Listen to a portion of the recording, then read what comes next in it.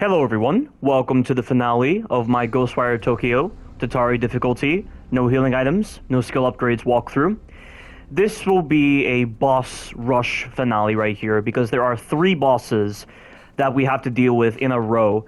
The first one is Okina, the second one is Yasuo Toko again, only he has 2 phases this time, and then the final boss fight. And Okina is the worst boss of this game because of the number of input drop errors with jumping, the improperly designed pulse move that she has, where she fires 2 pulses at you with 1 slam of hers, and the pulses occur at a rate that is faster than your ability to actually initiate 2 jumps in rapid succession. So, I don't know if the developers were high on drugs when designing this boss fight, but this boss fight shouldn't be this bad. It is atrocious. And this isn't even the boss fight that took that long to do. And I do take damage in this recording because I didn't want to put up with this shitty boss fight, because doing no damage against Okina would mean that I'm showing a bit of partial respect to her when she doesn't deserve any respect at all for her designs. But let me just explain how this works. So, you have got to remain relatively close to Okina to limit her moveset so that she doesn't do any of the bullshit pulse attacks. This is the only pulse attack that she does right here, but this one's actually well designed. However, you have got to back up, because if you don't back up, she'll hit you with the arms when she slams down. And the only other moves she can do are the swipes. So she'll do that swipe and the other swipe. And then she'll also do the slam move. And you see that? Did you see how she recovered faster from her recovery frames just out of the blue? You gotta bear that in mind with Okina. Even though this is the first phase, there are times where she can cancel her recovery frames sooner than usual and mess with your timing. And once again, always make sure that you are staying relatively close to her, because if you're too far away, she will resort to using her long-range attacks. And try to make sure you amass a full amount of ether before this boss fight, because for some reason, the game does not give you any crystallized ether to replenish your ether before this boss fight. So, the only chance I have of replenishing ether in this boss fight is to rip out one of her cores, or to find crystallized ether to the side of this arena. But doing so is dangerous, because it causes her to do her long-range garbage, and also when she does her long-range attacks, stalactites will fall from the ceiling. And you can also replenish ether by getting her to destroy those stalactites, but I don't recommend it, because it's kind of random where these stalactites fall. I mean, they kind of fall around the middle of the arena, and I think if you're standing near the edge of the arena, the stalactites don't hit you. But I wouldn't take that chance. But now we're on the second phase, so she has the ability to do 4 attacks now. She's added an additional slam to her arsenal of moves. So once again, she's doing the very same swipe attacks. This is the only time you want to punish her, by the way, during the second phase. You need to only punish her when she does her swipe attack and she's recovering. Because every other time you try to punish her during her other moves, she just has a tendency of recovering from her attacks, or just immediately doing a slam move that can be dangerous. And also, by the way, when you are backing up to avoid her arms, you'll want to stop moving at a certain point and just trust your instincts when putting yourself in the correct position to avoid her pulse, but at the same time avoiding her arm. Because the amount of times I'm backing up and Akito doesn't jump, I've saved bloopers of this in the final part of this video. It is atrocious that they could be so oblivious to these kind of input drop errors with your jumping. And I would have gladly preferred it if you had the ability to perfectly block those stupid pulse attacks rather than jumping. Because if jumping is going to be this unreliable and this unresponsive, then I'd much rather have a more responsive option with perfect blocking. But right now she's doing her swipe attack, so I'm just going to punish her right there. Once again, always use the charge attack on the water in order to deal damage to her. Like, this fight will go by a lot faster if I actually had the fully upgraded aqua beads, but since I skipped out on a bunch of Tori gates for this walkthrough, I only have the level 1 aqua beads, so this is taking longer than usual. If you have the fully upgraded aqua beads, this will take roughly 2.5 minutes in order to do, if she gives you a good pattern, of course. But once again, she's doing the swipe attack. I'm going to punish her during the recovery frames, because she's always going to do that recovery animation. And what's she doing right now? She's doing another swipe, so I'm going to move over to this side. You can jump over that swipe, but it's not recommended. Just move to the other side of the arena. What's she doing right now? She is doing her slam. So this right here, when she makes a fist, you need to jump twice.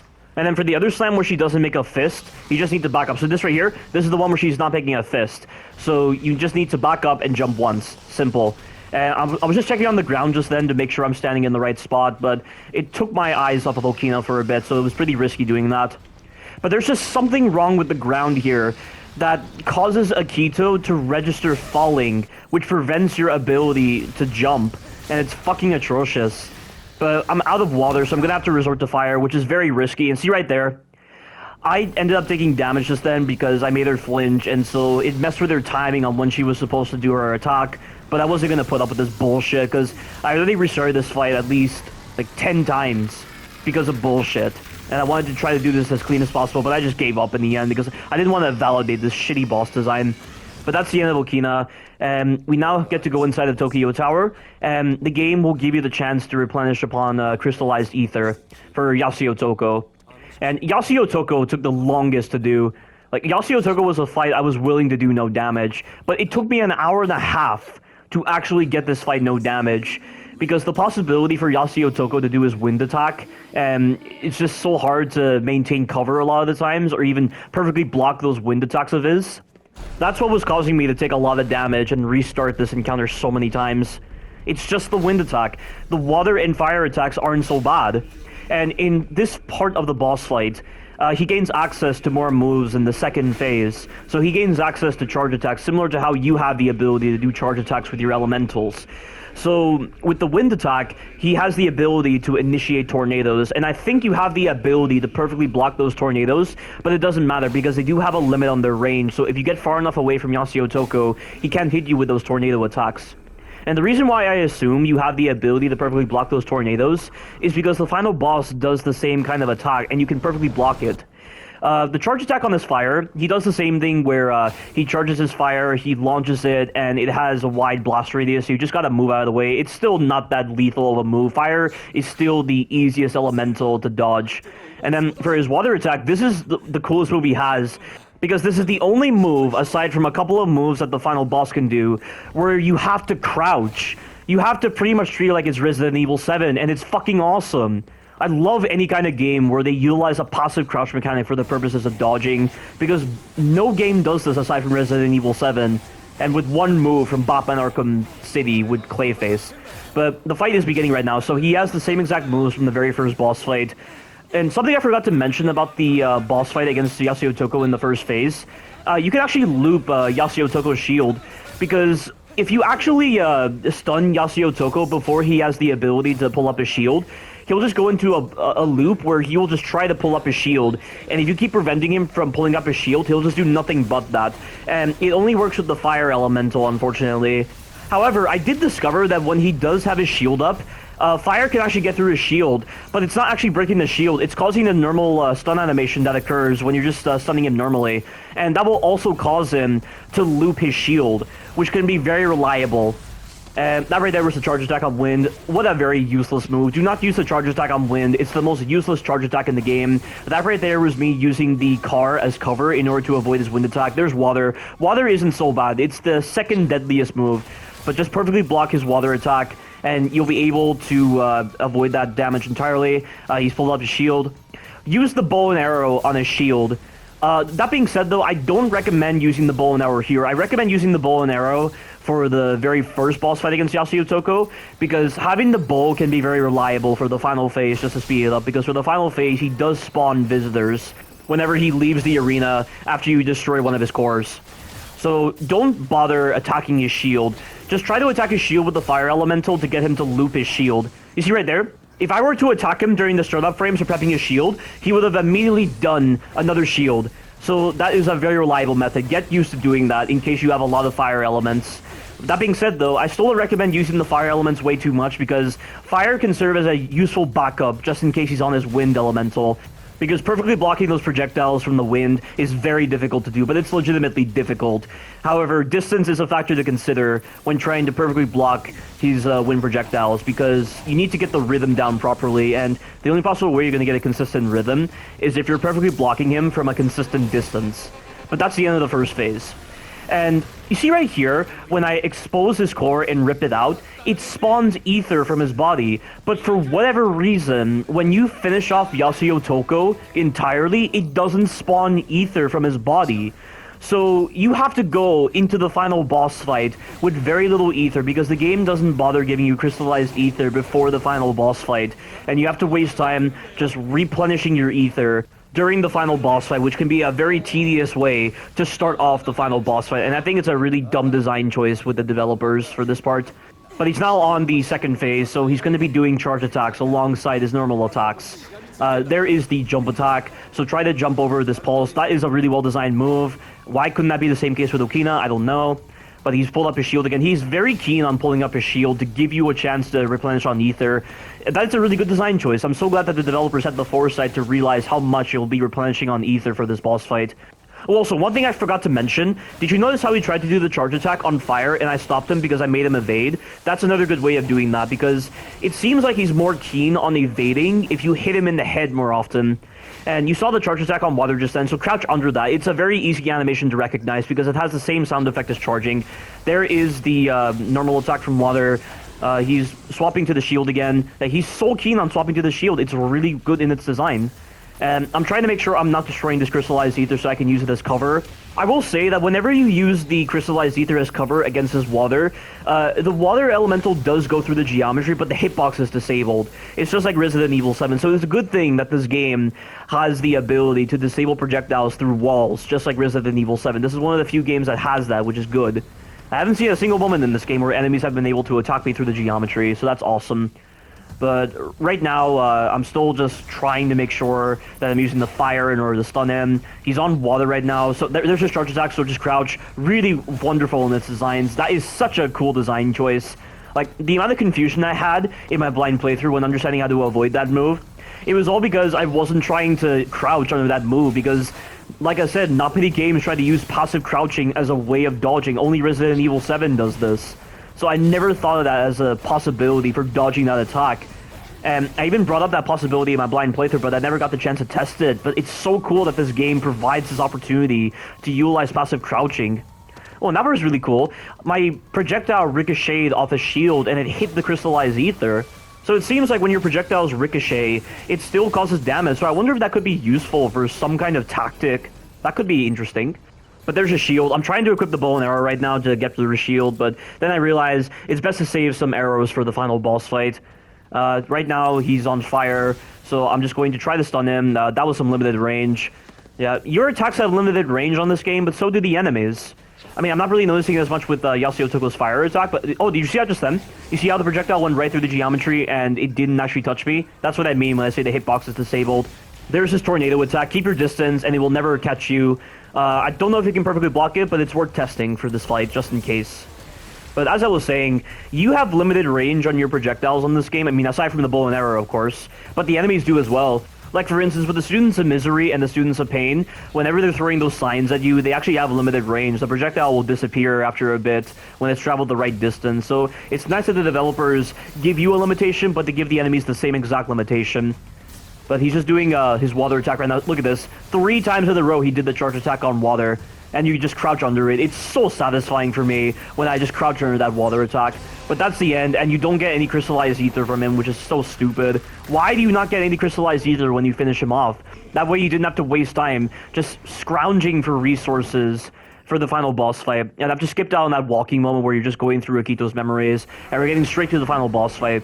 So swap to the Flame Beast, because you'll be using your Fire Elemental to deal the maximum amount of damage possible to his heads, because this boss takes a bit of a beating. It's a 10-minute encounter if you don't have maxed out beads. That being said, though, it still doesn't change the fact that this game is designed without skill upgrades in mind, and it can be designed without the beads in mind, but of course, with Okina, why would you ever want to go into that fight with no beads at all? Why would you ever want to waste your time dealing with that kind of shitty encounter? And why would you ever want to drag out the final boss fight as well? And there are these people that are like, oh, skill and patience are the same thing. Dragging out scenarios is a skillful process. I mean, Tynard would believe that, and a lot of other people would. Like, I watched a Bloodborne run where somebody was doing the Watchdog of the Old Lord, fist only, at blood level 4, and it was a 2-hour encounter. Why the fuck would you waste time with that? Get a life, you loser.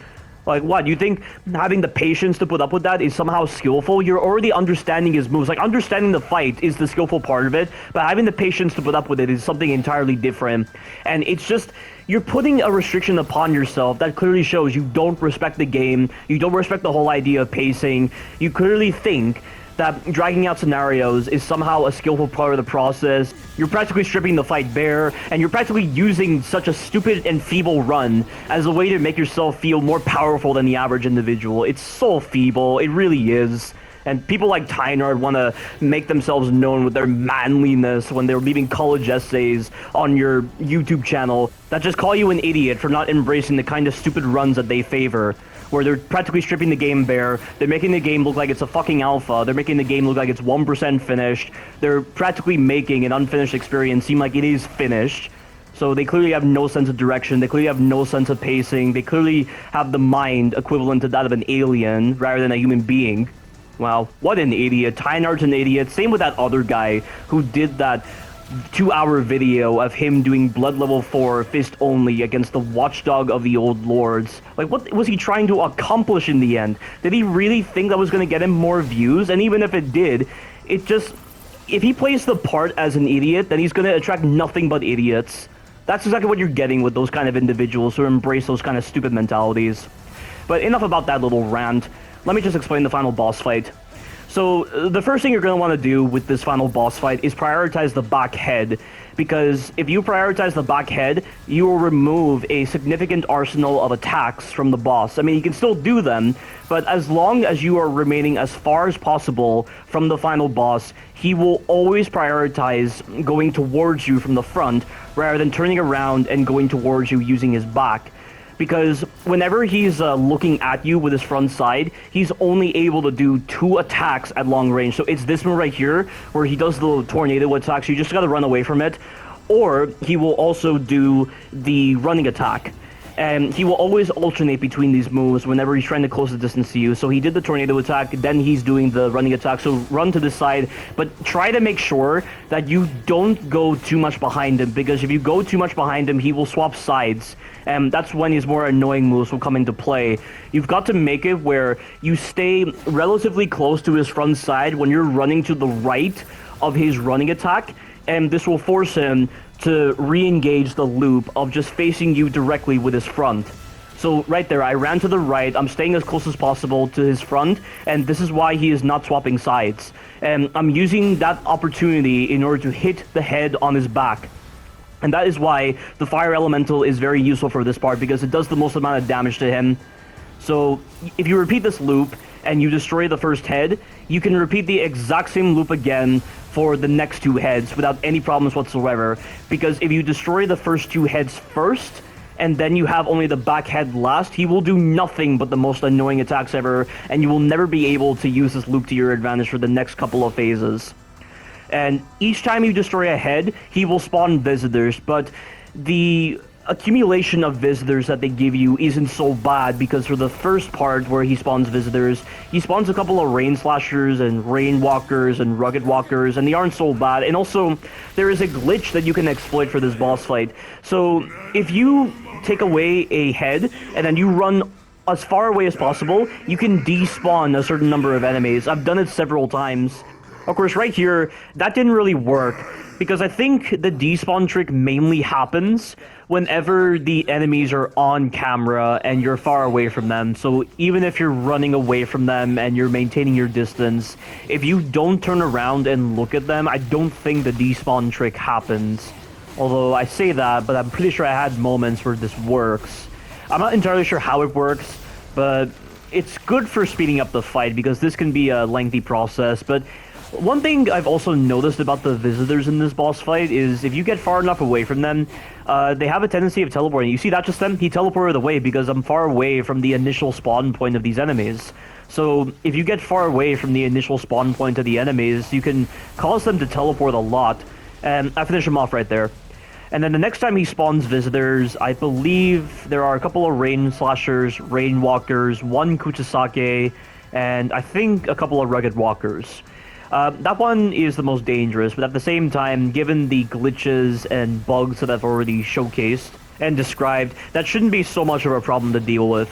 It's good that this game doesn't try to favor a huge variety of enemies during these encounters that just cause the combat to fall apart and just cause the combat to be very annoying, especially with the checkpoint. And I forgot to mention this about Yasuo Toko 2, but the checkpoint for the second boss fight against Yasuo Toko I don't like, because you have to ride that elevator every single time you want to start Yasuo Toko, whereas for the first boss fight against Yasuo Toko, you just make a checkpoint before the cutscene, skip the cutscene, and you're in the fight. So there are definitely moments where the checkpoints on this game can be very, very obnoxious. I mean, the checkpoint for the final boss fight isn't so bad, because you just skip a cutscene and you're in the fight. But given how lengthy this process is, and given how much of a safe strategy this is a pretty lengthy encounter right here. But if I had beads, I would be able to speed up the encounter significantly. And of course, if I swap to the gust beads, maybe I should have been able to deal with these visitors a little bit faster. But you saw that the Kuchisake was attacking, but she just immediately teleported back. And it looks like she disappeared. I don't see her at all on camera. So that guy just teleported back, but I don't see the Kuchisake anywhere. Yeah, she despawned. So it seems like even when you don't do the despawn trick successfully, sometimes the enemies just despawn out of the blue. And why this only applied with the Kuchisake and not with the other enemies, it's unclear why that was the case in this recording. But the despawn trick is pretty helpful for actually speeding up the encounter. But I do recommend that when you do have one visitor left, try to search the area for ether, just in case you need it, because it'd be very unfavorable for you to do the despawn trick, and then Hanya spawns back in the arena, but you don't have any ether to deal with them, and you have to waste time trying to destroy all this crystallized ether everywhere.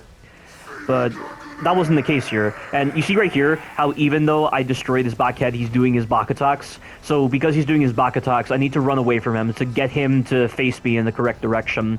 So there we go. So now he's going to be doing the moves that are incredibly favorable. And there's only one head to deal with. He's doing the running attack right now, so I need to move. The actual arms that he generates, they don't have a hitbox on them, but his actual body is a hitbox when he's doing that running attack. So bear that in mind. But just to describe a couple of the moves that you didn't get to see in this recording for Hanya, when he is facing you with his back, he can do elemental weaving attacks just like Yasuo Toko. So he has the ability to do a wind projectile where he fires two balls at you that don't have the best tracking, so you can just strafe them, and then he fires tornado attacks against you. So you can parry the tornadoes or get in between them to avoid them. He also has the ability to do the same water attack that Yasuo Toko does with his basic attack, so you can just parry it. Or you can crouch under it if you're at the right distance. And the other attack he does is he will do the same fire spear attack that Yasuo Toko does with his basic attack, but only this time you can parry it. Whereas with Yasuo Toko, I don't think you can parry any of his fire attacks, because I tried to do so in one of my earlier recordings and it didn't work. And aside from those specific elemental attacks, he does have the charge attack on fire. I think he also has a charge attack on water. I could be wrong though. I think he only has one attack with water. Then he has a slam attack that you can just jump over. It's a single slam attack. And also I forgot to mention that he can also do another wind attack. It's the same wind projectile attack that Yasuo Toko can do, and it has the same tracking, so you got to be very reliant upon perfect blocking if you want to avoid that move without taking any damage. But obviously with the strategy that I've just laid out in this walkthrough, you will not be dealing with the pressures of random attacks from Hanya if he decides to face you with his back. But all I need to do right now is just finish off that last head. It is very close to being destroyed. I'm just trying to lay into it with the wind right now, and I do it. The core is exposed, and that is the end of this boss fight, and that is the end of this game, and the ending is so rushed. But I'm not going to talk about it in this walkthrough. I've already talked about it before. But here are a couple of bloopers against Okina.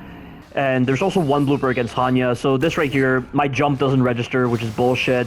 This right here, my jump doesn't register again. I'm telling you, it's input drops. It's not me just not pressing the jump button. It is input drop errors. I can see those attacks coming.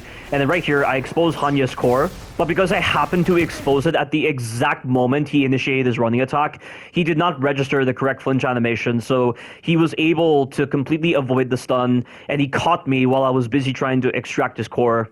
This isn't such a big deal. This is a rare thing that can happen. It's not something that represents an overall problem with the fight like Okina's boss fight. It's just a very minor issue. And that's all I have to show for bloopers, pretty much. So this is the end of my Ghostwire Tokyo Tatari difficulty. No healing items, no skill upgrades walkthrough. After doing this walkthrough again, I'm almost half tempted to reduce my score of 8.7 out of 10 to roughly a 7.7 out of 10 with this game, because there are definitely those designs that I acknowledge with the story and the combat that just really bring the game down in quality. But of course, that was me not acknowledging the side activities, so that's why my score was right around the 8.7 range, because I was factoring in the side activities. But main story-wise, I would definitely give the game roughly a 6 out of 10 or a 7.7 out of 10. That's what it will be right there. But stay tuned for my future walkthroughs. I am planning a normal difficulty walkthrough of Resident Evil 7. That's not really a walkthrough in the traditional sense, but you'll understand when I do it. Thank you all for watching, and you take care now.